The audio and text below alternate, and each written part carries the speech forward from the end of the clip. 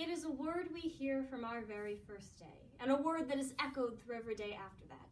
A word that defines what is acceptable and what is not. A word that makes or breaks the human spirit. It is a word many think subjective. A word we may use to describe anything we choose. Anything that is, except ourselves. Beautiful. My objective is to discuss beauty, and to show that it is not subjective as the world sees it, but objective as the way it was meant to be seen. Beauty is defined by the Merriam-Webster dictionary as, quote, exciting aesthetic pleasure, generally pleasing, excellent, unquote. The definition is simple, but the application is not. In almost all regards, beauty is at the forefront of the human psyche. We go to musical performances or the ballet for the expressed purpose of beholding beauty. This in itself is not a bad thing. When God created the world and all the things in it, he said that they were good. Our ability to appreciate beauty is one of the ways we were created in the image of God, and that is a good thing. Good things, however, when brought into a fallen world like the one we live in, do not remain good. When one is made aware of the extreme importance of beauty in everyday life, the weight of its reverberations becomes unbearable and how impossible they are to ignore. What is deemed beautiful and what is not have become germane parts of our subconsciousnesses determining what is worthy of being cherished and what is unfit to be acknowledged. Think about this. A flower will be carefully kept in the sunlight and receive water and attention, while a weed will be plucked and thrown away. Both the flower and the weed are fundamentally composed of the same things, but one is seen as beautiful and is therefore valued. With the emphasis every society has placed on beauty, it is surprising that, while we may call something as frail and impermanent as a flower beautiful, we may not allot the same title to ourselves. But we are constantly bombarded with the importance of unattainable perfection. A good appearance is prized as one of the most valuable things any of us can have, but it is an impossible goal. No matter how beautiful you may be, you will never be beautiful enough for the self-imposed standards of impossible perfection that all scream the same underlying message. What you are worth is what you look like. If what I am worth is what I look like, why can I not be beautiful? Now, this is never acknowledged, because the ugly truth hides under a facade of the false appreciation of beauty. We love to hear a story of someone who thinks little of their appearance being told that they are beautiful by a kind-hearted observer, but not the one where that person actually starts to believe it. You are allowed to believe in the staggering importance of beauty, but never that you yourself are beautiful. Is it all right to call yourself beautiful? No. To be comforted and petted and told you are beautiful is acceptable, so long as you never actually think so. If you do start to think of yourself as beautiful, you are prideful. This is not a skewed perception of beauty, but of pride.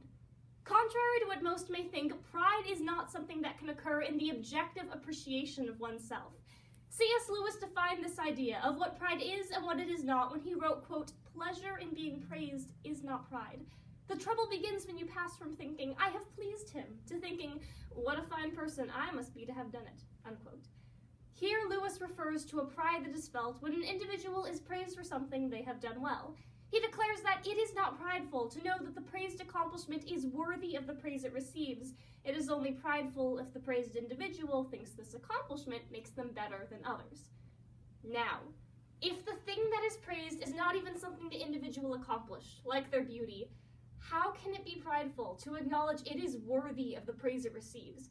Accepting praise for something like excellence in academics, but not accepting praise for the way that God designed your appearance is to prize one's own accomplishment to a higher standard of acknowledgement than the handiwork of the God of the universe. In this way, beauty, something so pure and good, has been twisted into an instrument of hatred and disgust. If you say you are not beautiful, you are lowly and shrinking. But if you say you are beautiful, you are arrogant and haughty. Why is this? Why am I, someone who Psalm 139:14 says is, quote, fearfully and wonderfully made, unquote, and who Genesis 1:27 says was, quote, created in the image of God, unquote, not allowed to say that I am beautiful? I do not say that I am more beautiful than anyone or anything else, only that I too am worthy of value and care because of what I am. I cannot be prideful in calling myself beautiful because I am not the one who made myself so. When I say that I am beautiful, I am complimenting the craftsmanship of the ultimate creator. I may see a snow-covered mountain or a serene lake and call that creation of God's beautiful. But God thought the world needed one of me too. And am I not beautiful if only for that? In the first few weeks of our lives, our DNA was being determined. A complex code detailing every minuscule aspect of our appearance was being written at a microscopic level. According to Nobel Prize winner Francis Collins, in his book, The Language of God, quote, "One can think of DNA as an instructional script.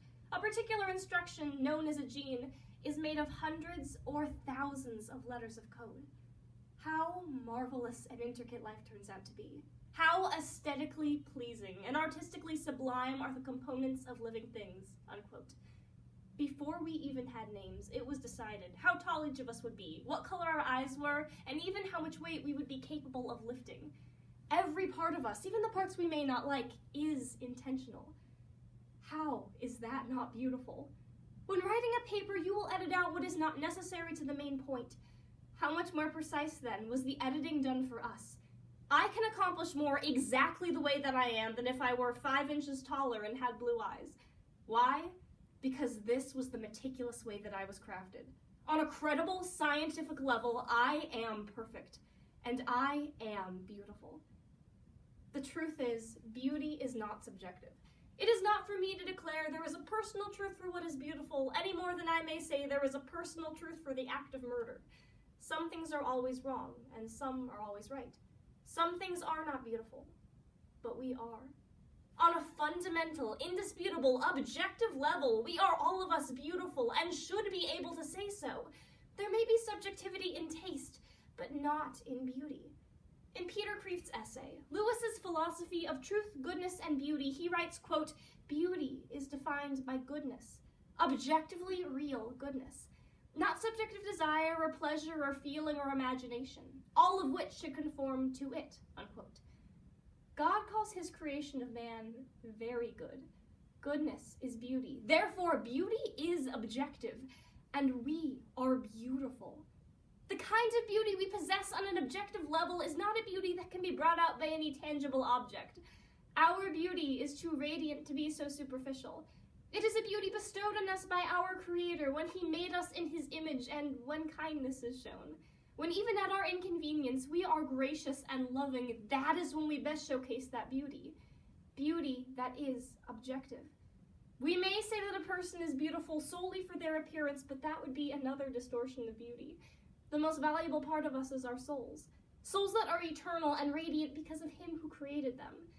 Looking past the faces that we see each day, we realize that in every person there is a beautiful soul that illuminates the beauty possessed by every one of us. We do not simply look beautiful. We are beautiful.